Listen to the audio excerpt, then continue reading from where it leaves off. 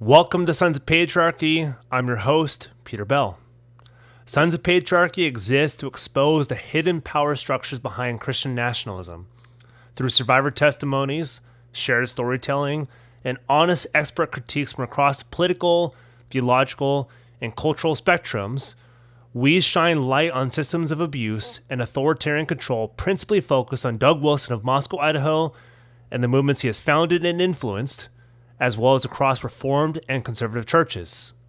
Our goal is not just to inform, how did we get here, and what do we do about it, but to spark meaningful conversations in homes, faith communities, and public spaces about what a healthier, freer, and more just society can look like. Together, we can dismantle harmful narratives and build communities of mutual respect and diversity. Sons of Patriarchy aims to do what Doug cannot. We will unite people. We do not demand you be like us. We meet you where you are. And while you may not always agree with us, we hope we can agree on this. Churches should be safe. You can find us on all podcasting platforms as well as YouTube, Facebook, Instagram, and X, and sonsofpatriarchy.com. Ad-free episodes, bonus content, listening a week ahead of time on both audio and video, monthly Ask Us Anything specials, and many more perks are available across 5 membership levels at patreon.com/Sons of Patriarchy. Much of the same is available via Apple Podcast subscriptions for $4.99 a month. You can give to this work directly at donorbox.com/sons-of-patriarchy. Exclusive Sons of Patriarchy merch is available at sonsofpatriarchy.com/merch. If you'd like to get a hold of us, desire to interview either myself or co-producer Sarah Bader, or you're a news media agency looking for information on Christian nationalism, patriarchy, Doug Wilson, or anything else we covered in this series, go to sonsofpatriarchy.com/contact. Now, on to the episode.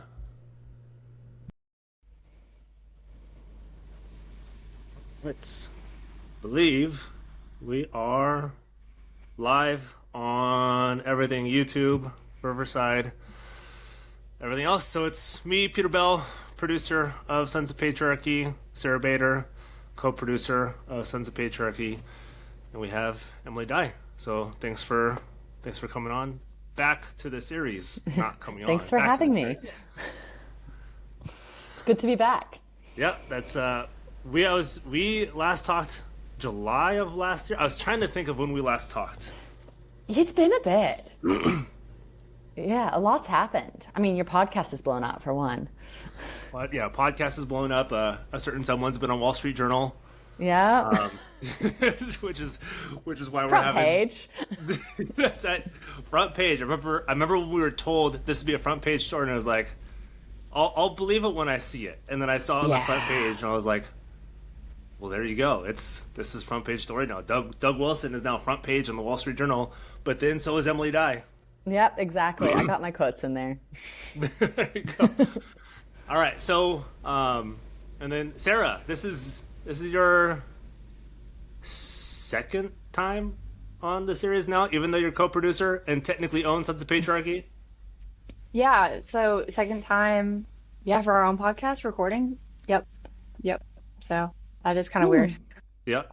And I think, if I have the dates correct, your episode, because it was something like "Why Does Sons of Patriarchy Exist?" I think was the title of it.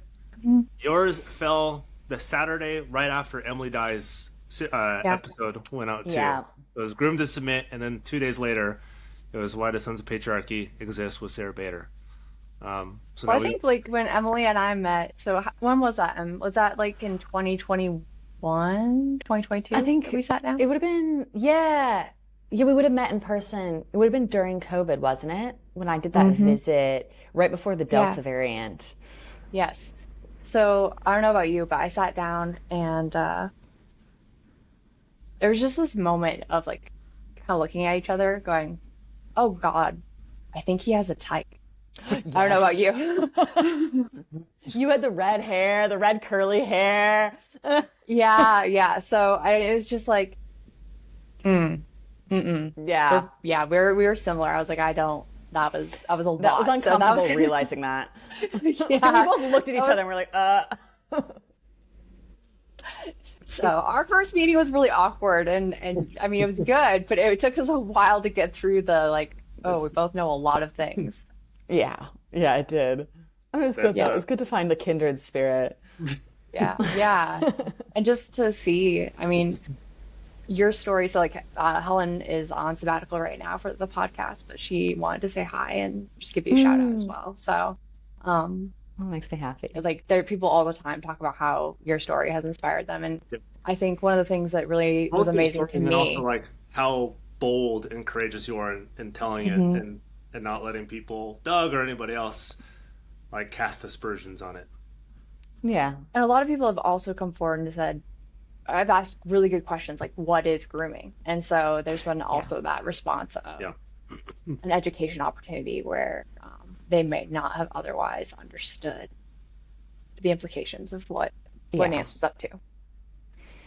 And that's True. super important because it's subtle. It's not as everyone expects it to be very direct in your face, but it's not. I mean, people have been saying this about rape for a while, but sexual abuse is very similar. It's very subtle. It takes time. It's, And it's from And the somebody famous cat. The famous cat, it's not a goat, everyone. right. That's the one correction I would like to make to the record. He is a cat. That's right. I forgot how many comments we got on that episode. They're like, "What is that thing in the background?" So much. Oh my gosh. That face says it all. Yeah. Siamese apparently are known for being quite loud, and he's We he's got come my to family had stardom. 3. You see, I thought it was endearing, and people like expected us to be like real professional and suited up and everything tightly edited. And I was like, I don't think you understand our brand here. Our brand is like raw and unfiltered and cat noises in the background. That's what we do. Yeah, Shimmy's a part of it. There He you wants to go. be here. Forever. I was telling Sarah, the other Sarah, I was like, no, we do anything, the cat's got to be there. He's any sort of video. That's right. Yeah, and he's not fighting it. Yeah, that's it. Maybe to provide a little bit of an update before. So we asked Emily to come on, both as part of the Wall Street Journal stuff, connecting her with Aaron Zittner, who is the journalist over there. We're very, very, very thankful for Wall Street Journal making this a lot more public than it's ever been before. But also, like, we want to hear from Emily to have her story not retold kind of in full as she's done over and over and over and over again, because that can be tiring. And there's some sense, I'm sure, of ownership. Like, you want to keep telling us so people hear it. Yeah. But we'll ask some questions that I think are on some people's minds after reading the stories, like, why didn't Emily do this, or why did she do this, and hopefully having that as not just a model, but as a story of, like what you just said, that abuse is not a very clear black and white. It starts off really subtly, and it shifts and morphs, and it leaves you sometimes with a lack of agency, and you're not really sure what to do with it or how to respond. But I wanted to give people a little bit of an update, because we haven't really updated people on season 1, but maybe just on this episode. This is I think it's our second most listened to episode ever. Groomed to Submit. Our most listened to was the Dumais War, or the War on the Event Jellyfish, which is at like 140,000 downloads, something like that. And yours passed 100,000 mark like a week or two ago. Oh wow, I didn't know that. You're in 105, 110,000. So 110,000 people have listened to a cat meow throughout. Shimmy is famous. He is an influencer cat. That's right. Yeah. And people may get to hear him again today. We'll see. Right. Yeah, as long as she's being pet. That's like my dog. As long as they're being pet, they make little noise and don't move as much. But the second they're not being pet, they want your attention no matter what. Oh yeah, he's demanding. He needs to be part of the conversation. That's right. Yep. So We have the Wall Street Journal article linked in the show notes, so people want to click on that. I didn't, and I should have, and I could put in the comments the episode that you're on. So again, groomed to submit, abuse in the CRAC part 2. But if you can, as brief or as long as you want, just kind of go through some of the bullet points of your story, what happened to you, response, who the major characters are in this story, just for people who either haven't heard the story before or they have, but it's still a little bit fuzzy. And the Wall Street Journal, and we won't talk about kind of what's coming next for anything necessarily, but it was a small snippet. It kind of had to be, but it's not a small snippet. But if we can expand on that a little bit too. So, yeah, just a summary of your story, and then we'll go after that. Yeah, so I went to Logos School for my high school experience. So I was there from 9th grade to 12th grade. Lots of things about Logos. It's been interesting thinking back on that experience and hearing other people's stories and understanding grooming better myself. There was definitely weird dynamics with Tom Garfield would like give all of the girls that were his favorites back rubs. So it was very normal for the older men in the school to Which shouldn't be normal, but it was normal. No, it shouldn't be. And it was something like I had seen it happen to other girls. And so it was just like when he started doing the same to me, I was like, okay, this is uncomfortable, but like this is what happens in this school. Just kind of looking over my shoulder, prepared. So then when Nance began grooming me when I was just after I turned 17, in my junior year is when that dynamic began. It didn't feel entirely out of the ordinary, and I definitely wasn't aware of what it was at first. So Nance was my church doctrine and rhetoric teacher junior year of high school, and that year I had a free period it would have been Tuesday, Thursdays. And so I would go and sit in his classroom and study because it was quiet. And I was an avid student, wanted to get good grades, trying to get into uni, the whole thing. So I was studying in his classroom and he allowed me to do that. And over the course of that, we became friends. And that dynamic became closer and closer. And by the end of my first semester, he was like, he'd make excuses to touch me. First semester of junior year, right? Junior year. So I turned 17 right at the beginning of my junior year. Okay. And then how old is Nance at this time? He's 53, so it's 53 to 17. Got it. And I was younger than all of his children. So he was married with kids and 53 years old. Married with kids and grandkids, actually. It was over he's a grandpa.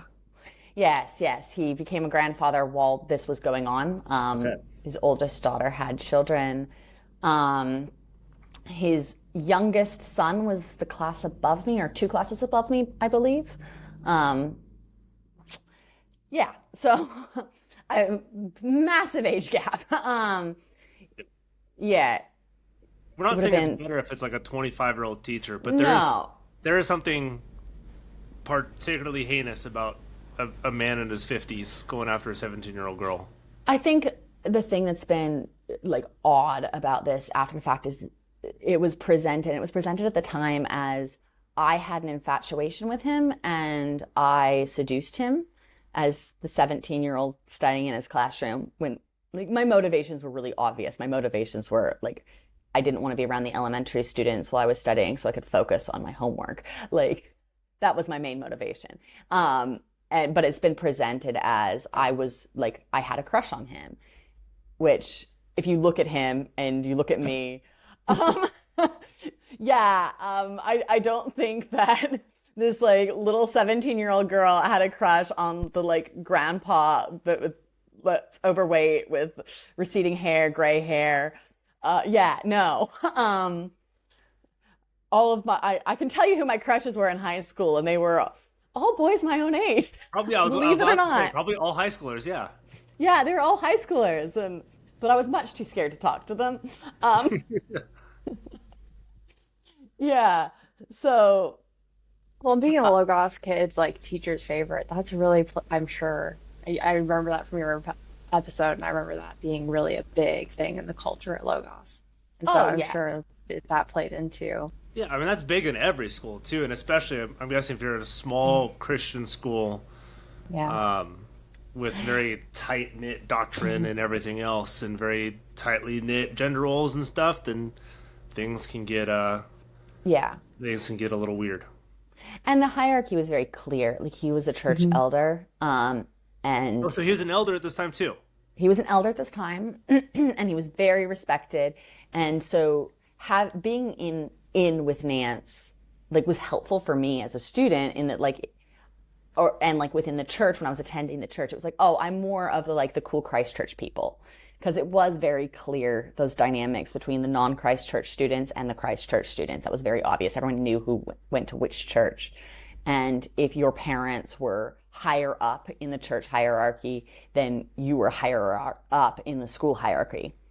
And so it was like I'd been accepted in some ways. Like, I'm approved of by a church elder, therefore, like, I'm good. Doctrine teacher who's also a elder. And I spent a lot of time asking him spiritual questions. And I think that's where because I viewed him as a spiritual mentor, because he's obviously this authority figure. And he's Mr. Godly himself. Like, why wouldn't you want to listen to him? Exactly. And we'd finish the church doctrine class, and I would sometimes stay back and ask him questions, because I was super serious about my faith and I wanted to learn and was really engaged in that way. And so I spent a lot of time talking to him about spiritual matters and looking to him for advice on spiritual matters. And so that was kind of the way I saw the dynamic initially. And through my junior year, I did notice things starting to get weird. Like, there's the side hug dynamic that I think I might have explained on the first podcast. It's so creepy. Yeah. That is a very, like, quintessential Christian school church, like, hug between guys and girls. Like, quintessential. You can't do a normal hug. No, you can't go front to front. No, that's not a thing. No, that would be inappropriate. Like, which is so funny now, like, in Australia, where it's a much more affectionate culture, and so you get the kisses on the cheek is very normal. Oh yeah, I'm married to a Mexican. I know, like, I'm very used to affectionate culture now. Yes, but in white conservative Christian circles, affection is like, no, we can't do that stuff until you're married. Yeah, exactly. So I still remember, like, the first full frontal hug, and it lasted the full frontal. Here. That's a phrase that we'll need to use. The full frontal hug. When I hear it from somebody else, it's just, it hits a little different. But it definitely lasted longer than it should have. Okay. And I remember being like, okay, is he gonna let go of me now? And he finally let go of me. I was like, that was weird. Moving on. And then in that second semester of my junior year is when things really ramped up. That was when he started messaging me on Facebook Messenger, and we were messaging back and forth. He took a photo of me in science class that I feel like I don't think people know that the photo was taken by him, because I look like such a child. It's me with one of those, like, those electric ball things we've seen that picture. Yeah, that picture with the long hair. That picture? Nance took that picture. Oh my gosh, that makes that picture you not look okay. 12 in that picture. Yeah, I look very young, because I was a very young 17 and very young 18. Like, I didn't know what a vagina was, did not know the term, had never had sex ed. I learned about periods from the Diary of Anne Frank. Like, I had Anne Frank was 12 when she wrote 12 to 14. I had a very, very sheltered understanding of sex and all that. I remember, like, talking to a friend, and she was trying to explain to me, because we were talking about, like, Les Miserables, and I was like, oh yeah, I love that book, and, like, obviously I've got, like, a redacted version, and I'm not understanding, like, the whole prostitution thing. And then finally she has to explain it to me directly. She's like, prostitutions, and they were selling, like, sex. And I was like, oh, and, like, I was confused. Like, I was more sheltered, I think, I was sheltered as a general 17-year-old. I was more sheltered than a lot of other kids, even at Logos, because I was so scared. I was scared of everything to do with sex, and I was scared of Googling things because I felt like I would be doing something wrong. I very much took on the indoctrination of fear around sexuality. And so I restricted myself from finding that information as well. And do you think Jim, like, he sensed that about you? Because you're very, very smart, you're very, very clever, and not an easy target. But if he had to have seen something, I wonder what is that. Yeah, I was very naive, and I think that was probably obvious. My parents, like, we live far away, and so that commute was difficult. True. Yeah. And A lot of weaknesses. I was often on my own with my two little sisters, keeping an eye on them. And yeah, my parents, like, they tried to be there and tried to engage, but it was very difficult with the distance. So it was very much just my sisters and I. We often stayed up in Moscow by ourselves, like with various families, just because, like, if the weather was bad, we'd crash with friends. Like, there's some lovely families, and like one of my closest friends today is one of those people that, like, I crashed on her couch so many times. Well, in her bedroom, she had like a pull-out trundle bed, and we like stayed at hers. She had older siblings who had like gone off to uni, and so we were often at their place, and they're the best. Like, love them to death. But because of that, I was often, like, the three of us were like three kids bouncing around by ourselves in Moscow, Idaho, and I think that presented an image of vulnerability to Nance. Like, we didn't have an adult supervisor a lot of the time, and we didn't have an adult nearby, and we were kind of independent. And I was also what's shocking naive. is that the school was supervising, and there's that ongoing narrative, and I can't make it fit in my head, and maybe it's just I just can't get past the fact that, one, this started happening at Logos, so no matter what anyone says, he was your teacher. Yep. Yeah. And it was wildly inappropriate and then criminal. I mean, it's very clear to me. Yes. So that part of it, I don't understand people asking about your story or questioning your story, but then also the response we saw from Logos, from Wilson, from Nancy. They all started addressing the situation right away, even Nance. And Yeah. so if you were making it up, why would they have ever even immediately Even just jumped on like this? the consensual stuff that you were the one coming on to Nance, and therefore that made his actions, while reprehensible, like understandable, because she was coming on to him. Yeah. And I found that narrative so odd that that was the choice that they went with. The whole thing is they put it on me. And I think that's very common in the doctrine at the school and at the church. The onus is on women to manage the desires of men, not on men to be respectful of women. It sounds like it even goes down to, if you're a teenager, if you're a young girl, you're responsible, like you said, for a 53-year-old's sexual appetite. Yeah. And I remember having like this weird experience of staying over at a friend's house, and this friend, her father was also, I don't remember if he was a deacon or an elder at Christ Church, but obviously very much in the Christ Church leadership. And I'd worn like pajamas that were, I felt like they were standard kid pajamas. Like, it was a tank top and a pair of shorts. I loved the shorts because they were covered in smiley faces. And my friend approached me after, like, the next day at school, or a couple days later at school, because like her dad had spoken to her and basically said I wasn't allowed to spend the night at her house anymore because my outfit was too revealing. My pajamas were too revealing, and her father was didn't want to see me in that. And it was like inappropriate for him to be viewing me, and it was causing him to have inappropriate thoughts or inappropriate desires or something. Awful thing to make your daughter have that conversation with her friend. Like, just disgusting. Lord. And I don't remember how old I was. I would have been somewhere probably 14, 15. Like, I remember when I got the pajamas, they were like a gift from a friend in 7th grade. So I wouldn't have been older than 15 because I would have grown out of them by then. Like, it is just, and that was the understanding of, okay, this 14-year-old, 15-year-old kid is the one that has to make sure that some 60-year-old man isn't having sexual thoughts about her because she wore cute floral smiley face shorts. It just sounds to me like the people who who, quote unquote, made it out okay are not the norm. I mean, if we look back, like I can remember instances with Garfield too, where I think I was just too young, which I'm really grateful for. Yeah, we have more I was stories really from too young too in the series as well. And it just amazes me that, this went on. And I want to ask people in this area specifically, and I just kind of, maybe you can weigh in on this, like, what are parents thinking letting their daughters go to these schools? I cannot imagine, knowing what I know about Logos, even just going back there last year to go to church, it was nauseating. Don't do that. Yeah, oh God, I don't go to the town. It was not okay. But just like, do they not understand that a teacher at that school, like their daughter may be standing in front of the same bookshelf that Jim Nance molested you against? Like, how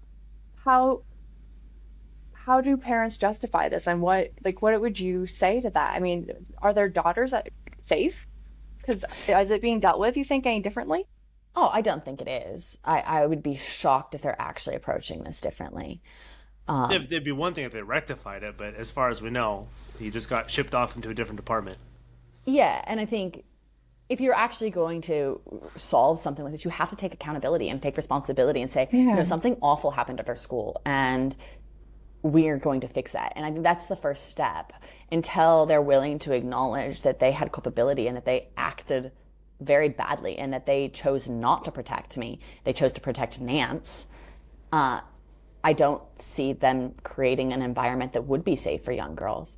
I will say, like, my parents, even like then Natalie Greenfield, now Angel, she, like, her story was out, like her story ended up coming out while towards the end of my time at Logos. Yeah. And it wasn't something that my parents even knew about. And my sister stayed in that school. My youngest sister went all the way through and graduated at Logos and then went to NSA. Oh. And there was no knowledge. And she was boarding with the Lloyds, which is, it's a whole other can of worms. We know about that can of worms. It's never ending. It's never ending. And so my parents were just so oblivious. And I wonder how many parents are taking their kids to that school and they're not coming across. I'm hoping now with the publicity and with what you're doing and with all of the people speaking out that parents will become more aware and be like, actually, no, we should research this more thoroughly. But I don't think my parents had any idea. Like, it was very much. I just want to note that, like, for the record, Jim Nance, Emilie Dye is on the front page of Wall Street Journal. And I have other words I'm not going to say because we're live. Yep. But, like, that, mad respect. You've been really brave. So and we won't go into everything because people can go into the episode to get even more stuff. But that's kind of that's what leads into when he starts pursuing you sexually. Yeah. We've heard from people, is like, why didn't she just stop it? Why didn't, like, that for them it was like it had to have been consensual, or at least maybe it was a little bit wrong, but she's 18, she can make her own decision, she can do all this stuff. The question we get, I'm sure you've gotten or you've seen online, and we see this all the time, and those who comment know who you are, who comment these things. I won't say their names on this, but they'll say, yeah, it was consensual. Why didn't she yell? Why didn't she tell the administration? Why didn't she tell the faculty? Why didn't she tell her parents? Why didn't she tell Doug Wilson? Although some of these things eventually do start coming out. Yeah. But when he does start, like, I mean, he crossed the line way before, but when it's like a physical cross the line, when it's like, hey, this is what he's going for, a lot of people ask, why didn't you stop it? Yeah, well, I didn't want to believe it, and I was confused by it. And it was the cognitive dissonance of, this man is a spiritual man. This man is a leader in the church. This man is my teacher. He's this authority. I've been told to respect him. We've been told to submit to men, to submit to men in authority, to church leaders. I couldn't quite balance that cognitive dissonance of what was happening and what I believed to be wrong. I was like, this seems wrong, but this person's doing it. So is it wrong? Like, I don't know. Maybe I'm the one that's causing it. And then there was the sense of culpability of I'm also here and participating in this. It's my fault. The psychology of that is quite complex, and it does trap you. And particularly later, and I think this is something that I've really struggled myself to come to terms with, is like, when he reached back out, why did I accept that? So a few years after all this stuff happened, right? I guess we didn't finish the summary of junior year. It begins to escalate. He's grooming me. Yep. Senior year, it's reported to the school in September by another parent who's also the school secretary. She sees his interactions with me and goes, uh-oh, like, this is bad. Reports it. So it's clear to her that this is happening. Yes, and she's just an outside. She saw me engaging with him over the course of a trip, which would have lasted a few days. Yep. And so she saw the way he was engaging with me on that trip and went, that's inappropriate, and then spoke to the school. And the school spoke to Nance, did not speak to me, did not speak to my parents, did not do anything at that time. And so it just, at that point, Nance used that as a means of enforcing secrecy. And it can come across to those who are, like you said, unaware of these dynamics, like that's consensual. The fact that you didn't say anything meant that even if you didn't want this necessarily, like, you weren't against it, and that he's like, you either pushed him into this or seduced him into this, but that you weren't talking to people when the person noticed it. That it was like your quiet yes, not your like, oh shit, I don't know what's happening to me. Yeah, and I mean, and that's not how consent works, but that's how it's presented. To be clear, for those who are listening, I'm not saying any of this stuff that like this is what I agree with or how it's consent, but that's how we hear this construed all the time. That like your quietness in the face of it was, you're like, well, I guess I'm okay with it. Yeah, and I still remember the first time he groped me, and it would have been my junior year, so I would have been 17. Like, clarifying that I was underage when he first started touching me sexually. I just went, and it wouldn't even matter if you were like 18, because he's still a married man with kids. This is still, even according to Christ Church, as the elder of the church and as a teacher at Logos, that this the is power dynamics alone. Yeah. But I just went, I stood in my locker and I couldn't like, I just like couldn't quite come to terms with it. I remember just standing there for an exceedingly long amount of time, trying to make heads or tails of it and being like, did this happen? Like, did I imagine? Like, trying to figure out some way that I could be okay with what had happened. And I ended up not knowing what to do, not knowing how to think about it, just didn't. I just was like, I don't know what to do, so I'm going to do nothing. And even if you went to somebody, they're all, like you said, they're likely going to either say like, well, Nance would never do this stuff, or maybe you're misinterpreting this, or this is it's not actually that bad. He's just a really friendly person. Yeah. Like, oh, it was an accident. Like, it could have been, I don't think that me saying anything in that time would have actually been helpful. Like, I don't know if that would have changed anything. Clearly it was known. Yeah, clearly not. Clearly, when another person at the school, when an administrator at the school says there's a problem, they chose to also ignore the problem and told Nance to just be more careful, pretty much. Exactly. And Hide it better. And that was the first point where I realized, I think when that report was made, I was like, oh, I'm in deep. Like, because I had been justifying in my head of pretending that the more overt sexual stuff hadn't happened. I was just like disassociating from it. And yeah, so on one hand, I was doing that. And on the other hand, I was just saying, oh, it's okay because he's a leader and I need to trust. He's smarter than me. He's older than me. He's wiser than me. All the things. He's doing this for some reason. I just don't know. There must be some reason. And so I reverted to him being the authority and following his guidance on this. And so I didn't really know, I hadn't come to terms with it being wrong or come to terms with what was actually happening or the fact that I was being abused or that I was being groomed. And we're talking about people listening to these podcasts and be like, oh, now I understand grooming better.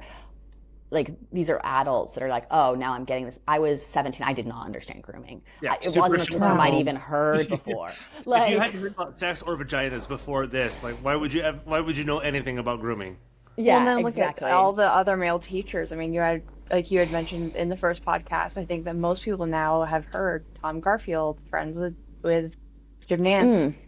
And I mean, it was so normal, even in my day, because I'm a little bit older, and my strata of experience with them, it was the same thing, and it's just, so if that's what's normal at the school, how did you stand a chance? You're set up for, like, you started this. If you see other girls getting their backs rubbed, shoulders rubbed, touched, and then same thing is happening to you, you're not looking at this like, well, this is different, this is weird, why is this happening to me and nobody else?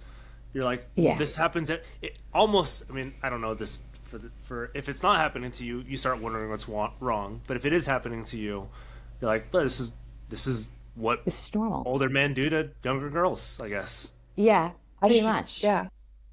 I just cannot imagine. Yeah. And after that incident where I did start to realize, oh, something might be wrong, it escalated. And it escalated because then it was that culpability of, this is your fault. And that shame of, you're going to ruin my marriage. You're going to get expelled. You're like... Would he tell you this stuff? Oh, yeah. Yeah. So he would tell you, like, in the middle of this, like, hey, you can't tell anybody because you'll ruin my marriage, you'll ruin my position, you'll ruin, like, my kid. Okay. Yeah. Well, I'm under the impression, and correct me if I'm wrong, but wasn't that kind of what the party line was, coming from the other, as you went along, kind of everyone was saying, well, keep quiet or you're going to ruin his reputation, you're going to ruin the school. Yeah. I mean, I was calculating last night while I painted angrily, listening to your podcast episode, like, what is Emilie Dye's story worth? Because I've always wondered why the loyalty to Nance. It's like you, I find him unappealing in every way. So why this strange allowance for him? Because we know that he committed some atrocity in the 90s. Yeah. He has a history. If he has a history... I'm not the first. It's very unlikely that I'm... Yeah. It's not how that works. Last, apparently. Or not the last. No, absolutely not. I know that he had infatuations with other girls younger than me while that dynamic was going on. It's just... Oh. Yeah. So while he's escalating, he's ensnared you and said, hey, if you say anything to anybody, like, I go down. Like, you can't do this stuff. That's what's that like, hearing that on your end? Oh, I was terrified. I think I was just ashamed, and I felt guilty. And it was these cases of me begging him for forgiveness and him saying that he forgave me. Sorry, hold on. You begging him for forgiveness. Correct. It was, I remember one, oh, there's the cat. There you go. There's Is it a cat? Is it a cat? Yeah. Is it a cat? It's a cat, not a goat. He really light for a really dark topic. I remember at one point, like, after he had sexually assaulted me in the classroom against the bookshelf, that incident, him sitting me down and being like, well, don't you want to be pure for your husband? Like, what about his freaking wife? Yeah. And it was this, like, awful... Yeah, and I was shaking, sobbing my eyes out as one does. And he was like, well, like, don't you want to be pure? Like, look at what you're doing. Like, don't you want to... So he was telling you this stuff. Save yourself for marriage? Like, he was telling me all of this, and I'm just, like, bawling my eyes out, having just been sexually assaulted. Bawling my eyes out to the man who sexually assaulted me. And then he's like, I forgive you. It's okay. And then providing me comfort and giving me a hug and telling me it's okay, that I've been forgiven, God still loves me, that this is, like, you just have to ask Jesus for forgiveness and their salvation, and, like, basically, like, do better in the future. And So I was just so topsy-turvy in this period where I did think genuinely it was my fault. And I knew that he was also culpable, and we were in this together in some ways. And that created this space where he was the only person that I could talk to about this, because I truly believe that if anyone else found out that like I was unlovable and I would be completely rejected from the community and isolated. Well, that's what you were told. Yeah, if you have sex before marriage, if anything sexually happens to you, you're deflowered for your future husband. Yeah, I'm worthless, essentially. It's all of the youth group, you're the spit in the cup that's been passed around to multiple guys. Like, I cannot believe you heard that stuff. Yeah. So I just believed that like I was ruined, and so I kept it secret, and the only person I spoke to about it was Nance himself. And so he was the only source of comfort in the same way that he was the one that was causing all of the pain. Oh. Yeah, there's so much stuff. And so this goes further. And again, if people want more specific details, they can listen to the previous podcast. Again, this is just stuff we've heard over and over again, and just so people hear it from you, that this continues. And I think people, rightly or wrongly, they're like, okay, this is sexual assault, this is abuse, he's there's a power dynamic, there's hierarchy, but why does she continue? Like, why does she allow this to go on and on and on? And now she's 18. And now it's quote unquote consensual between two consenting adults. Why doesn't she stop it? She knows this is wrong. Why doesn't she stop it? Yeah. It's not like there's this magic thing that happens when you turn 18 where suddenly you have the maturity to be able to break away. And Nance knew, he knew about my age, and he knew there was an escalation as soon as my birthday took place. It became immediately more physical. Like where he groped me before, it was now he would grope me underneath my clothes. And there was a very clear, like he knew he was dancing around the border of the law there. And yeah. Yep. So I don't know how anyone would expect an 18-year-old to be able to walk. I mean, there's 18-year-olds that have different levels of maturity. I wasn't there. Of course. Yeah, and you can't be blamed for where your maturity was at, because this is not on you. This is on Nance. This is his problem to fix. It shouldn't have been your problem to fix. When does you said that somebody had told administration and they only talked to Nance? When is it like? Is it then that it becomes really apparent, or when do Doug and everybody, like kind of the elites? When did they become aware of like, hey, this is going on? So Doug was aware first. Okay. And I was telling Aaron Zittner from the Wall Street Journal. Yep. Doug walked in on Nance and I. Okay. When I was 17 in Nance's classroom. Oh, so this is before you're 18 years old. Before I'm 18 years age old, of consent. Doug opens the door to Nance's classroom and walks in on Nance and I alone together in his classroom. This would have been like April before like my junior year, and March, April, somewhere in that timeline, and sees us alone together. I don't exactly remember what was happening, but like Nance basically like pushed me away and stepped back. And the next day he was like, you embarrassed me in front of my pastor. And that's how I met Doug Wilson. So, oh my God. So then like Wilson walks in on the two of us together, him being inappropriate with me, and Nance goes, Emily, meet Doug Wilson. Doug Wilson, meet Emily. And that's how we met. So Wilson probably was the first person that probably should have noted something and should have asked questions of, hey, why are you alone being intimate with this underage girl? Let alone at this point, is you said Jim is he's an elder at Christ Church at this point? Yeah. Yeah. And that was right before a school board meeting, because he's Doug an was elder like the at the chairman. church.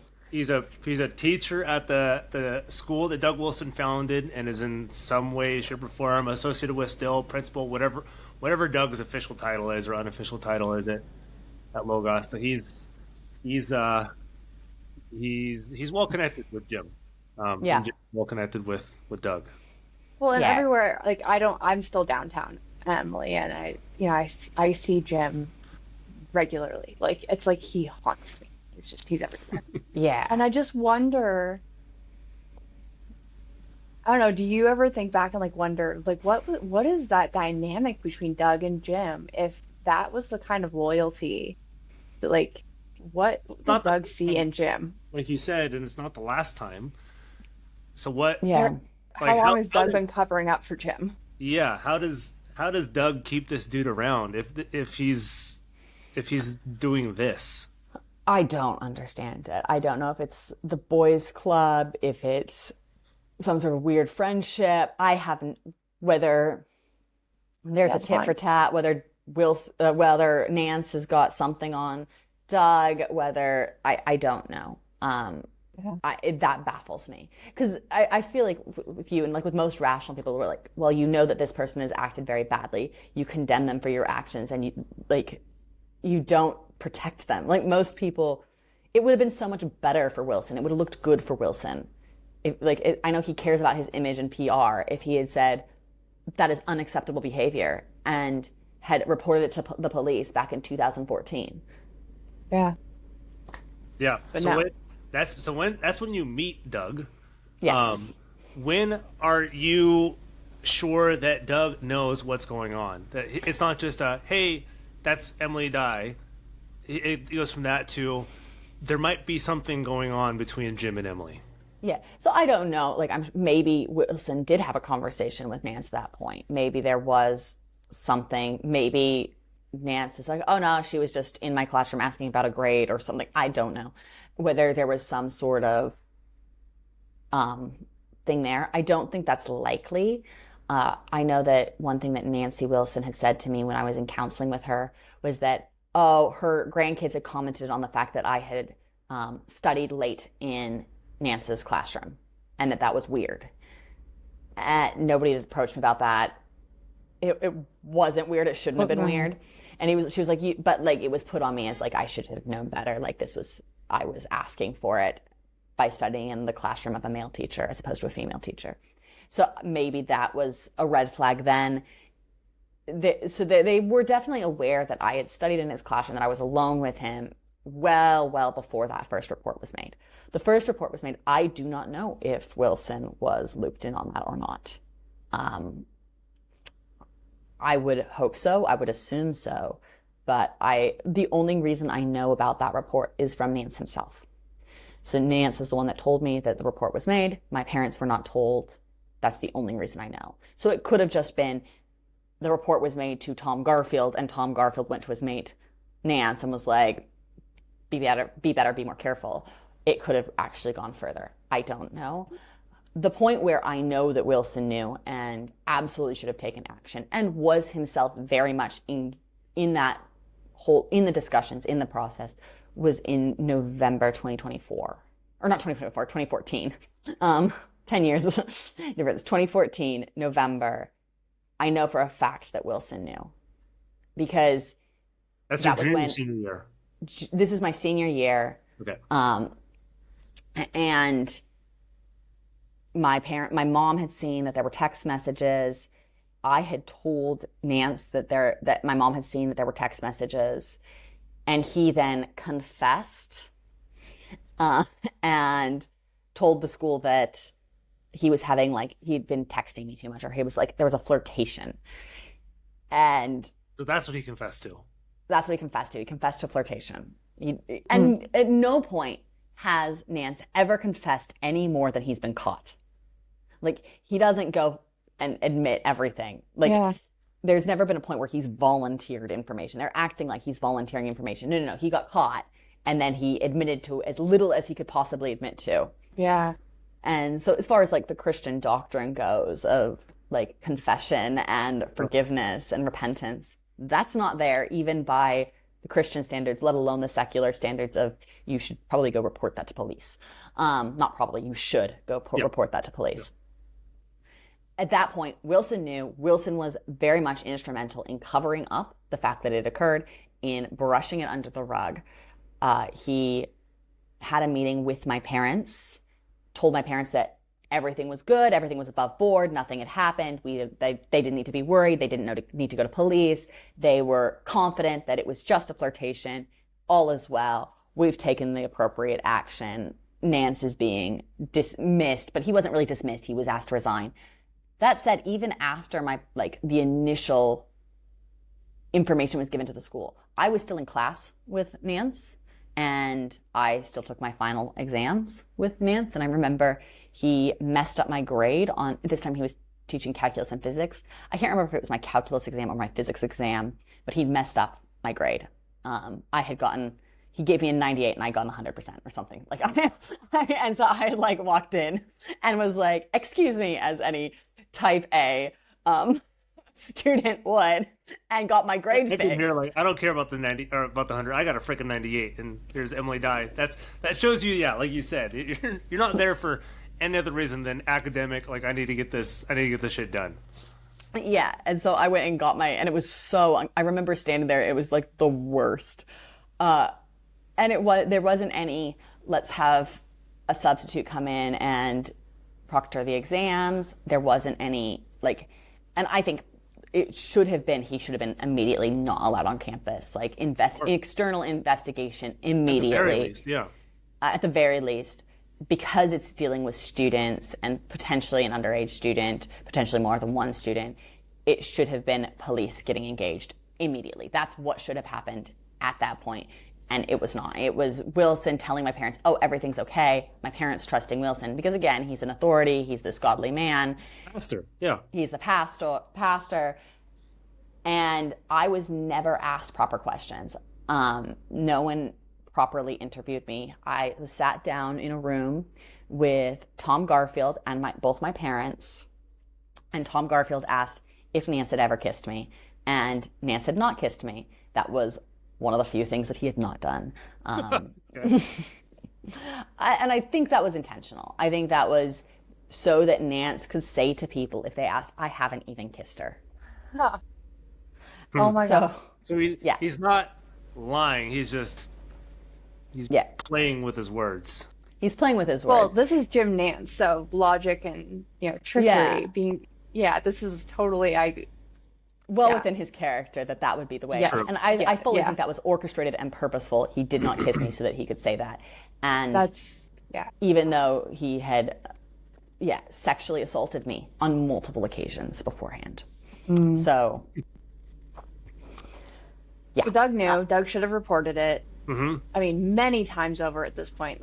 There are many adults who have failed you. So to me, looking at this and having watched all this happen and knowing I also was young and naive. And nobody asked you. They went with Jim, or they asked you the one question, were you kissed? So you were, you weren't even sure, people, I mean, I'd imagine, cared much about what you thought. They got their answers, and so they're on with their lives. Yeah. Well, and I remember... I'm sorry. But purity culture tells us to so we wait for them to ask us the question. We answer dutifully, and then all these adults failed you. And you were just waiting for them to come rescue you and do the right thing. And it's not your job to solve this. Yeah, and it doesn't take a lot, and I think I said this in one of my tweets recently, it doesn't take a lot to convince a scared 18-year-old to be quiet about sexual assaults she's experienced. That's pretty easy if you want to keep, to intimidate. And all they had to do was not ask me questions. And I was very willing and would have told them everything. And even in that meeting with Wilson that my parents had, so we had first the meeting with Garfield and then the meeting with Wilson, where Wilson basically told my parents not to stress. It was all fine. Nothing's happened. My parents brought me to that meeting because they assumed that someone would ask me questions and that they would that Wilson would want to talk to me, or that someone at the school would want to interview me and actually get to the bottom of what had happened. And that was not the case. I sat outside in the auditorium. They had their meeting and they finished their meeting, and Wilson walked by me, looked at me, kept walking, and it was just that she's the problem, and like, what an inconvenience. Like, I wasn't, yeah, there was no attempt to try to get to the bottom of what was actually happening. It was a very willful ignorance. So Wilson can say that, oh, I didn't know that he was assaulting her. He should have known. He should have asked the question, because all he needed to do was ask the question. I can't imagine he did not. He knows everything that happens at the church, at the school in Moscow. I cannot imagine he didn't know. It's like, I mean, it's impossible to think that he doesn't know, because he knows everything about whatever happens at any time of the day, anywhere in the city. He's got that place locked down. He's got his ears everywhere. He's got everything. So it's if he didn't know, it's incredible ignorance. And it was a decision to be ignorant. Decision to be ignorant. And like you said, as a pastor, like, what outside of what the heck else are you supposed to be doing other than making sure people who are under your care are taken care of, and not your leadership. And not given to these kinds of people. Yeah. So then they allowed Nance to go on to do more with education. Yes. So he went on and did like the homeschool curriculum stuff and teaching students online. Also, he was at Logos every single day that final semester of my senior year. I don't think that's been mentioned enough. They made no effort whatsoever to create distance between Nance and myself and to protect me from Nance. Sorry, and just like fill me in again real quick. How clear is it right now? So this man is on campus every day. How clear is it right now that he assaulted you? And they all know it. Yeah, I think it's perfectly clear. I think it's very obvious that that's what's taken place. They're choosing not to ask the details of those assaults. They're choosing not to actually find out. He didn't kiss you. He didn't kiss me. If they ask more questions, they'll be culpable for the information. They'll have to do something about that, potentially about this. And if they did ask questions, then they would have to report to police, and then it becomes a whole thing. And then they would have the answers. They would have the answers they don't want. Exactly. They didn't want the answers. So, and they told me to lie. That's Wilson's been saying, oh, Emilie was covering it up. Emilie lied. I was specifically told to lie. When I was in that meeting with Tom Garfield said, if anyone asks you about this, lie. And Wilson explained, and I think I also put this in a tweet, he explained that, like, there are some cases where it's appropriate to lie, like Corey Ten Boom lying about, like, hiding Jews under of course, his little so deception thing. Yeah. It's okay to lie under certain circumstances. And this is one of those circumstances. So they said this straight up direct to you. Yes. Corey This was how it was. Yeah. This was how it was presented to me. You are to lie about this. You were to hide this. You for the greater good, because you would be doing a moral wrong by speaking about this. Because Nance is so important. I'm sorry. Because Nance is so important. We're going to protect my institution from scrutiny. That's what it was. It was we're lying for that's the greater good is protecting. I can't imagine Jim. I mean, if it were any teacher, because if this comes out on Doug's school, his church is going to be looked at. He's going to be looked at. All the teachers are going to be looked at. The curriculum is going to be looked at. Anything, little buddy Garfield. Anything that they have touched will be looked at, and so I'd imagine any teacher, they would have somewhat of the same stuff, unless they have like some escape plan or whatever it may be. But Jim is also a relatively prolific writer, like you said, with Doug on the homeschool curriculum, with the Logos stuff, with Omnibus, like with a lot of stuff. Yes. He's relatively prolific, and so if Jim goes down, it's kind of not a terrible, like it's not a hard logical leap to think that people are going to start looking at Doug. And people are going to start looking at Logos. People are going to start looking at Christ Church. Have we told Emilie about what we kind of discovered? Because I don't know if we've actually talked about this. Go for it. So we knew when we talked to Aaron at first with the Wall Street Journal, we said, he had been asking, like, who should I talk to? And we said, this case is really well documented. He was brand new to the whole thing. And so we're like, he was asking us for the basics. Yeah. I was like, this case is really well documented, and it's just ridiculously heinous that this hasn't been investigated. And so I, shockingly, or unsurprisingly, you probably are not surprised, but Christchurch pretty much picked up on that right away. They immediately started scrubbing. Like, we just went backwards through, because we look really, really often at what Nance is on, and it was wild. You can see on the Internet Archives, like they just start scrubbing Nance off the internet. Yep. And Social so, profiles, church yeah, pictures, everything. it was just, it's like they know that they're tied together so Yeah. hard. And so you got to protect that logos, the ACCS, and Yeah. So they tell you to lie, and then Doug twists your lies into something else that it's not. That your lies mean that you're trying to covering up, even though he's Yes. the one who's trying. So like what? How does all that stuff like? He's the one who's telling you that he and his administration are telling you to do this, and yet they're blaming you for doing this. Yeah. Exactly. And that they're putting their sins, to use that word, on me. And they're blaming, rather than taking accountability for their actions, they've chosen to blame the teenager in the situation for somehow orchestrating a massive cover up of her own abuse. Like, it's just not the way that works. And it's been fascinating to see that's the line they've gone with. It's also fascinating to see that the line they've gone with, they've never denied that the abuse took place, No. which I don't think they could effectively could deny not. that. But they've chosen to simply blame me, and that's been the response. And there's been comments of, oh, Emily was always a bit slutty. Oh, she was always a bit of a problem child. Oh, she was always rebellious. Oh, she's bitter. All of the words that they throw at women that aren't falling in line. Yep. Yeah. Yep. So another hard question, and sorry, all the hard questions are coming from me.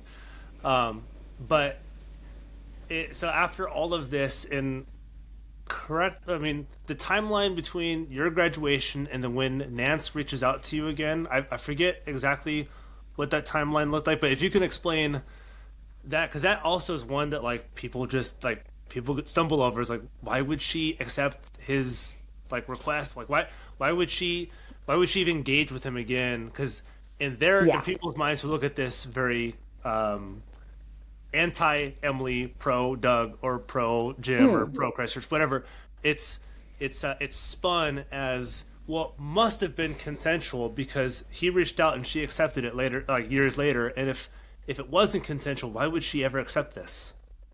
Yeah, and this is something that I personally struggled with. I was like, well, why did I accept it? I didn't want this. I had gotten away. I was leaving school. I was graduating. I think first, Nance came to my graduation ceremony. I remember being up, like accepting my diploma from Doug Wilson and looking out into the crowd and seeing Nance sitting there. He then came to the after party, the like graduation. We had our boards up with like our childhood photos and things. He came to that, and he was sitting at a table with Tom Garfield. And Garfield called me over and was like, "Hey, Emily, congratulations!" And then like Nance said, "Congratulations on your graduation," and like orchestrated a conversation between the two of us. So that was the first real interaction I'd had with Nance after, like, since everything had happened that winter. And it was very much a case of, it felt like Tom Garfield being like, "You graduated, it's all good now." Like, a bit of that had happened. And I was curious as to how Nance was doing. I asked him, like, "Have you gotten a job?" Like, I didn't know what was going on with him. And I felt super guilty. Like, it was my fault. And that, like, his family wasn't going to, like, they weren't going to be able to, like, pay their bills. And it was all my fault. So I asked him a few questions and he answered that. And then I, like, was like, "Okay, cool. I've got my closure. I'm walking away." Was going to school far away. Was like, "Great. I'm out of here." And it was that evening that Nance slid into my DMs again and was like, "Hi." And obviously I regret responding, but looking back at where I was so alone through that entire last semester, my senior year. Not a single person came and spoke to me about what had happened. No one asked me if I was okay. I wasn't okay. I was struggling with my mental health, and it became once again this situation where the only person that cared to ask me or that knew what was going on with me was the person that was causing the harm in the first place. And so it was the only comfort I could find was from the perpetrator. And he came back into my life and he provided that comfort, and he was once again, like, it just restarted. And I was naive. Like, I remember I've written down, I was going through some of my, like, I've been trying to gather some of the documents and like things that I've written down and that I've journaled over the years. And I found this one journal entry that describes him wanting to pray with me and like saying like, I want to pray for you, and like asking me to meet him. And I meet with him in like this park that's super secluded, and he prays with me. And then after he prays with me, he sexually assaults me. And like, I went into that and I convinced myself that, oh, it's just praying for me. He's just being a good church elder. Like, I just believed it. And I kept believing that it would be different. And I kept believing that, yeah, it would change, and it never did. So that's kind of how I ended up once again back in the same place I'd been in before. Yeah, and like you said, the way it comes across to me, and again, I wasn't the one who was assaulted or groomed or anything, so I'm not in your story nor feeling the same things. But I can imagine when he was doing some of the same things when he was assaulting you before, and then saying, this is all your fault, you're in the wrong, and then however long it was after that, minutes, hours, whatever it may have been, hey Emily, I forgive you, Jesus' blood covers your sins. So the only person you ever heard, quote unquote, like the good news or absolving was from him. And so when he reaches out, I can imagine there's something like, well, he's the only guy who, even though he's the one who did this to you, he's the only guy who, quote unquote, like absolved you and forgave you, and nobody else did. Even though you're not the one who needs to be forgiven, but you felt like you need to be forgiven because he convinced you that you need to be forgiven. Yeah, exactly. And the church was very happy to take on that line later as well. That like, I need to be I think forgiven. we see that with a lot of the cases, right? We see the absolution of these men is of these men is this marriage. So it's kind of sanctified. You know, we've seen with Sittler, he got married.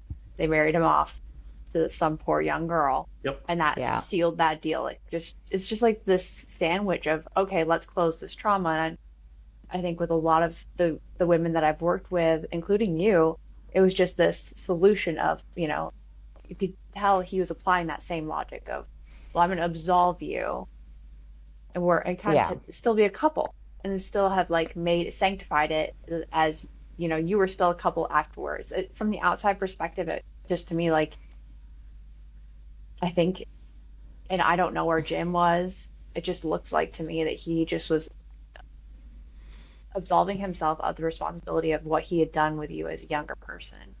Yeah, by completely. continuing it and just using you again. And that's What? That's horrifying. I don't know if if I asked this before in our first recording. Why do you think he reached out to you that second time? Did he ever explain, like, why, like the distance in time between Lagos and you moving? Like, what possessed him of like, I need to reach out to her again? I mean, I assume so he could assault me again. Like he reached out to me like right as I was graduating, essentially the day I graduated. And then that summer he assaulted me multiple times. It wasn't until I went to uni and I got away and was able to get distance. And I avoided coming home in large part because I did not want to see him. I did not want to be assaulted by him. So that was why it was just part of why I chose the distance was for that reason, was to get away from him. And that was the only way I knew how to get away from him. Yeah, so I think that was his motivation, was simply like he'd put in the work, he'd already groomed me, he'd already gotten me pretty well under control and handled, and I hadn't had any opportunity really to heal, and no one had provided me any support. So I was just sitting there, a sitting duck where he'd left me, and he could just pick back up where he'd left off. Yeah, the only person, not only, but you talked about this in your first recording when you and Nancy had your counseling sessions. You're like, oh, maybe the one female that I can talk to about some of this stuff. Maybe before I ask some of my last questions, and if you want to bring anything up, please do. But coming into it with Nancy expecting one thing and then getting something completely different from Nancy, and I'm assuming more shame placed upon you than help, resources, and distance from Jim Nance. Yeah. And that was years later. So okay. Nancy didn't offer counseling until 2017. Oh, so this is 2 years after you graduated. 2 years after I graduated is finally when they were like, oh, we have to do something. And I don't think, I mean, it wasn't because they wanted to. I don't think that they really had much choice. They kind of got backed into a corner again. And I actually had someone reach out to me just recently after the Wall Street Journal article and say, I don't know if you knew this, but because I had told her, as like she was my friend at the time, I had told her about the abuse. I was breaking down when I came home for Christmas that year, in 2016. And during that period, some point in that weird limbo between Christmas and New Year's, I had told her what had happened with Nance. And she had then gone to the school and been like, you need to call the police, and had really pushed it. And I did not know that until basically this week. So I don't think that this school wanted to or would have had they not been forced to. Absolutely. I had then I had told Tom Garfield what had happened. Tom Garfield had basically reached out to me and was like, how are you doing? And then had said that could have been really bad back when you were a high school student, but we solved it. And maybe excuse me, what? And told him that it was, in fact, very bad. And so that's when they eventually went to police. And that's where the whole controversy over me not being entirely honest with the police comes up. Yep, that was my second to last question. Was I was like, we have to get to that. That's important. A real hard one. Yeah, that's probably not the number to anyone one thing. Who knows, though. I mean, it's just that's that's the number one thing we hear, and I can't say we hear it daily, but we hear it close to daily, and I'm assuming you hear it just as often as we do. You being the one that this happened to, and you being the one who talked to the police. So I'll ask it straight up again. This is people who are listening. I know sometimes the way I word questions could be confusing or strange, but I'm not trying to be trying to beat up on Emily. We talked about this beforehand. But why did you lie to the police about what happened? That's the thing that we hear. We've talked about this, so I know the reason. Sarah knows the reason. And it makes complete sense. But if you can describe, law enforcement's there to help you, and now people are like, okay, maybe there was something that was bad before, but she lied to police, so she's trying to cover something up, and maybe she was trying to cover up it wasn't actually as bad as it was. That this was actually it goes back again and again and again to consensual. So why did Emilie Dye lie to the police? Yeah, I was scared. That's simple as that. I was scared to death. I was terrified. I was young and dumb and scared, and I felt like it was my fault, and I felt culpable, and I didn't want my parents to know about it.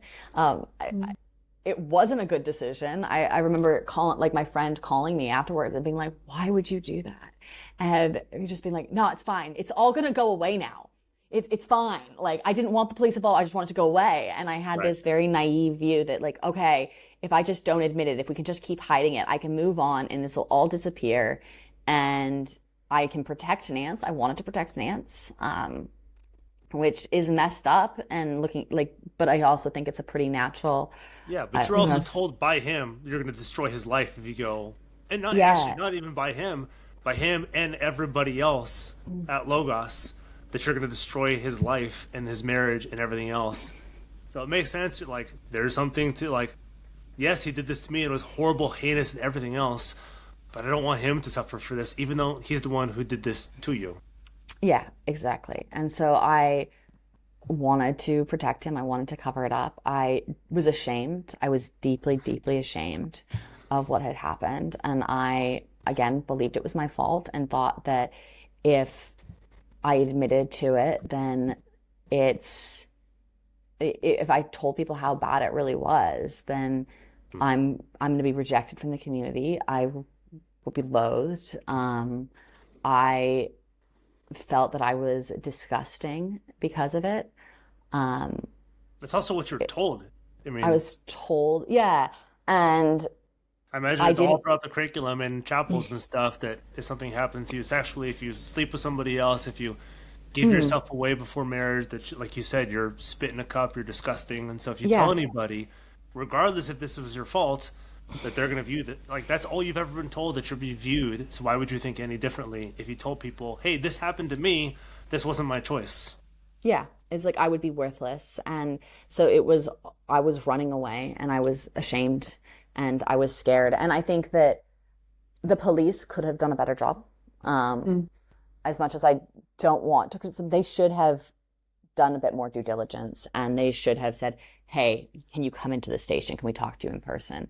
As opposed to a single phone call. Okay, yeah, so they didn't even call you in. No, it was just a call on the phone.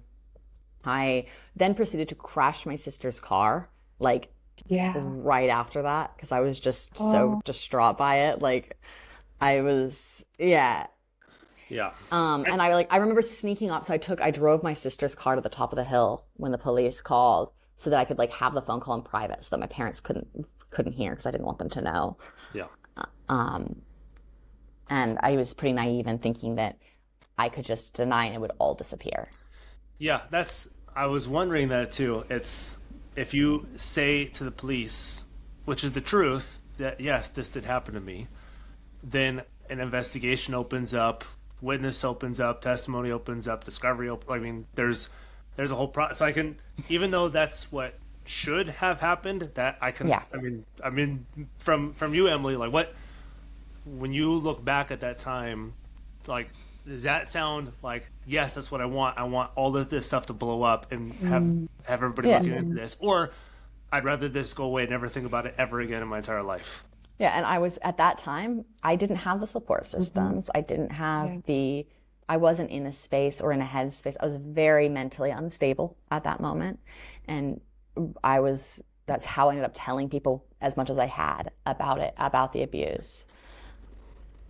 I just can't believe the number of indicators you had that people were not going to support you. Not only were the police not going to support you, that adults had failed you all this time, authority figures, church figures. Yeah. So what would possibly make you open to trusting that your story is going to get told accurately? And I guess maybe that brings me to my question, which isn't a tough question, but how are you feeling? You know, you're front page of the Wall Street Journal, you're telling your story, you're taking ownership of this story. How is that for you? It's weird because it's like, I don't want to be known for this, right? Oh, yeah. Like, I can imagine. I'm known for, like, the worst moments in my life. And that sucks. Like, I do lots of other cool things. I'm actually a really interesting and fun person that does, like, I've got a great cat. I do some really interesting research. You have a cool horse, and I've stalked your Facebook every once in a while, but, like, I've seen your horse. Yeah. I ride horses every weekend. I write on, like, economic issues and intergenerational affairs, and, like, I'm working on a paper on misinformation at the moment. Like, I'm doing really cool and interesting things in my normal professional life that I would like to be known for that. And instead, I end up being chased by this thing in my past, and I've kind of recently come to the decision of, no, I'm just going to confront it. It is what it is. Like, I can't change it. I can't fix it. This is a part of my life. This is a part of my story. So I'm just going to own it. I'm just going to, here it is, take it. It is what it is. And I'm going to tell my story because I am in a really unique position, I think, in some ways, in that like I'm far away from Moscow. I'm not in the middle of it. I've healed from a lot of it. I found that writing has been very like writing it down and journaling has been incredibly helpful. Writing up those Medium posts was incredibly helpful. And so I'm in a position where I can talk about it. I'm not scared to get in front of a camera and talk to media, where I mean, they don't prepare. I was chatting with a friend. They don't prepare like women for these circumstances. It's like we were like there needs to be like a handbook for the recently raped or something. So it's like here's sorry the dark. Oh my God. Like, here's how you handle your PR and your social media, and here's how you like how do you stand up for yourself, because you're not put in a position to stand up for yourself. And I think in a weird way I've got this skill set that I can speak. I've got the support networks. I'm far away and I'm able, so I should, so that others don't have to. And I remember seeing other women do that.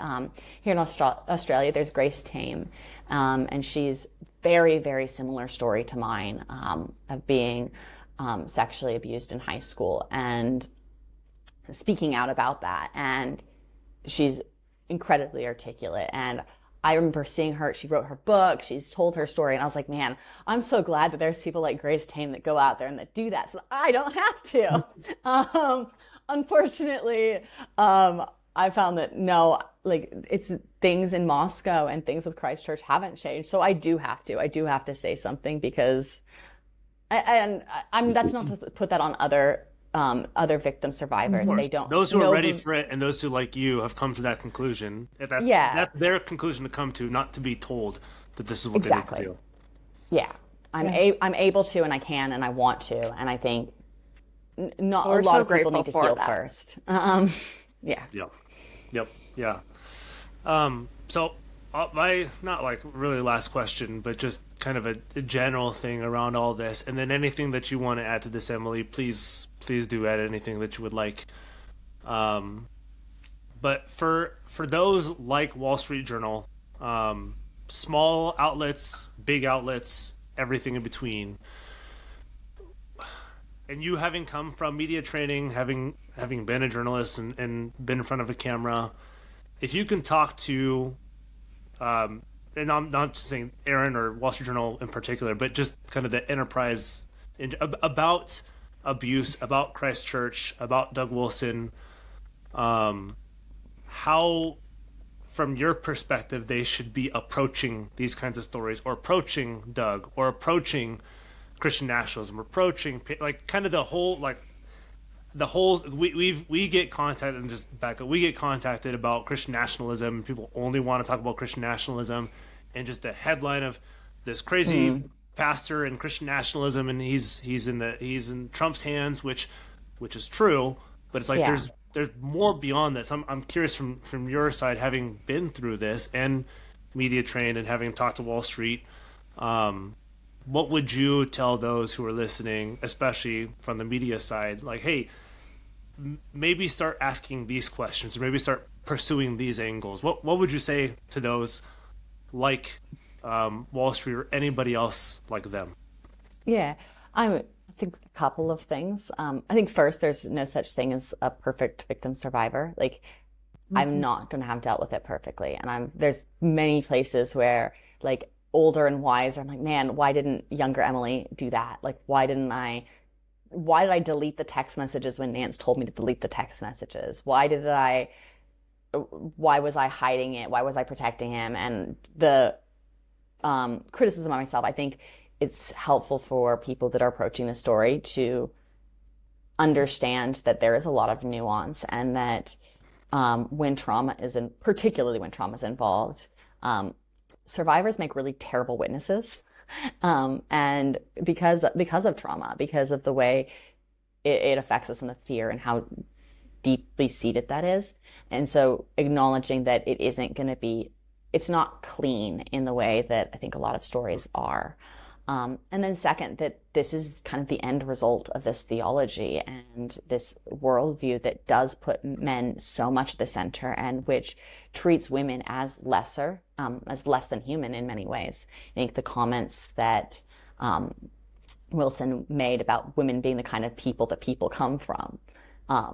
When you view women as being less than human, as not being fully their own autonomous human beings, then crimes against women and girls are less bad. Like, it's not as, they're not taking it as seriously. They view the greater crime to be me destroying a man's career, or me calling out and demanding scrutiny of their mission, which makes it very inconvenient for them. And they view the ends as absolving them of all of the means and all of the collateral damage that happens as a result of that theology. I also think it's important to note that I don't think that the only crime and the only problem is the fact that Wilson's covered up the abuse. I think that this worldview and this training that is instilled on young girls from a very young age, it creates the abuse. It prepares. They're offering up these victims to be abused. When you're told you're going to need to submit to your husband, and you end up in a marriage where your husband is beating you. Like, this has happened in Christchurch. There's many women that have gone through this, and of course, because that's what they're told. They're told that they need to submit. When young girls are told that if their hemline on their skirt is too short, they're causing their Christian brothers to stumble. They're absolving the young men of any sort of responsibility to treat women with respect, and instead putting all of the onus on these young girls. And so when a young girl is assaulted, she thinks it's her fault, and she's scared, and she doesn't come forward, and she doesn't approach in the way that would be ideal and would be in her best interest. Because of that teaching. So I think it's important to understand that it's not just what happened after, but it's what's led up to this, and that this theology creates abuse. Yeah, that's exactly what Sarah and I have been telling people. We're trying to get more people to do this. Same as what Wall Street Journal has done. We're very, very, very thankful for that. And we do hope more start doing these kinds of journalistic articles and asking harder questions and asking deeper questions and asking questions not just of Wilson, but those whom Wilson is either hurt or covered up, or, like you said, groomed. Even if it wasn't him, those whom he's trained himself. Yeah, and I think people are confused as to why I've gone after Wilson so much, and not just Nance.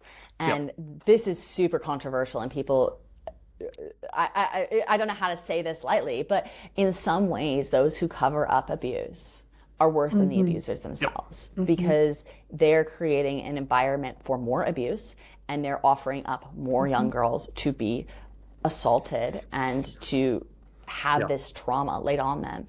And they're also robbing me of justice. Like, I don't get that closure of having gotten justice directly because of the actions of Wilson.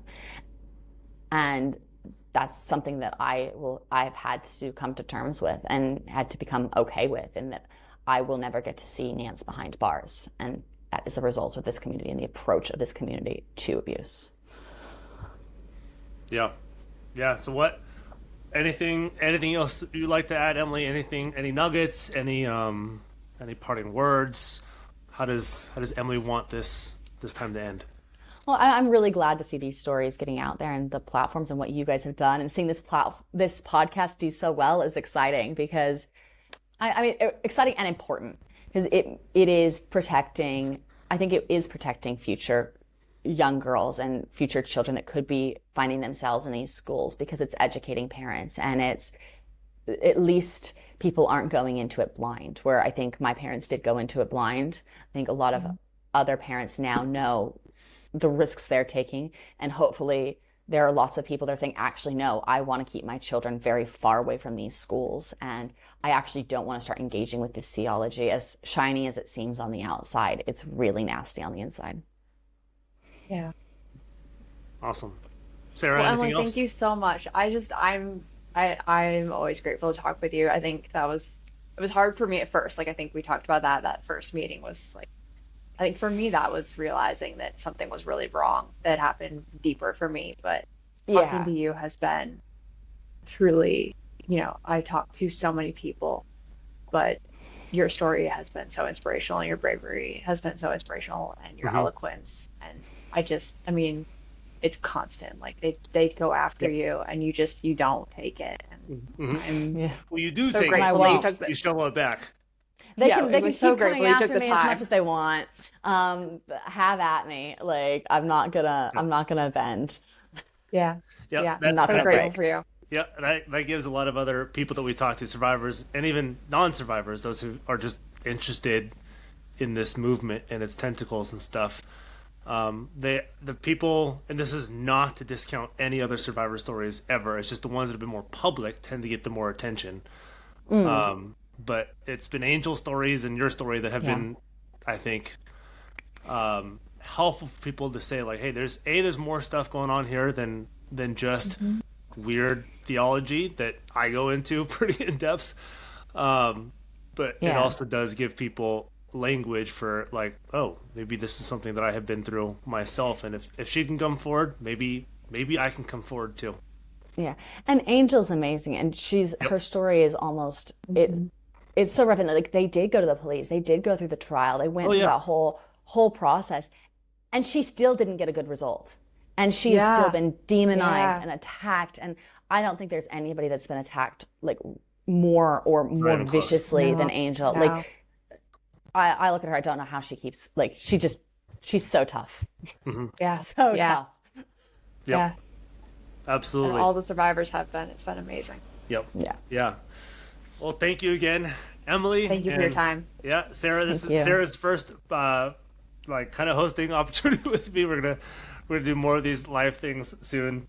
And also thank you, Emily, for being willing and open to talk to Aaron at Wall Street. And it could be, like you said, scary to have that to be what you're known for, but it's pretty impressive that you're like, hey, I'm just going to press into it, even though it's not something I'm super excited to continue talking about. But it is pretty bold and courageous from you, and we are very, very, very thankful for you coming forward. If you don't go for it, Sons of Patriarchy has me to talk about theology, which is not the interesting thing. Still important, though. Yes. I got it important because it's the theology that's created it. This is it's true.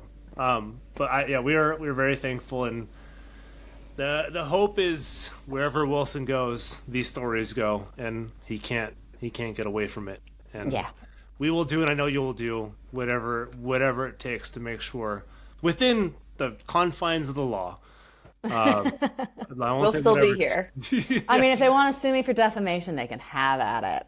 I would love to get up and swear an oath. Discovery. Go for it. Please sue one of us. And we will just open up the coffers. Like, you really want to go down this route? We'll go down this route with you.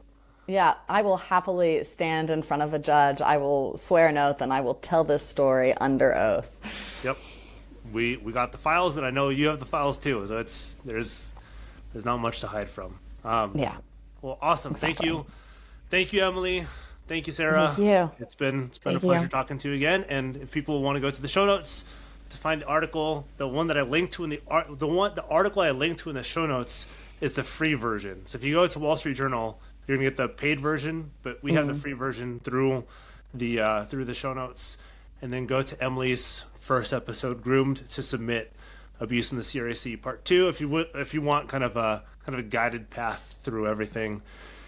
This one being more, we'll say, frequently asked questions about Emilie Dye, and the first one being what happened to Emilie Dye. So you can think of it as Part 1 and Part 2. Brilliant. Thanks, Emily. Appreciate it. Thank you.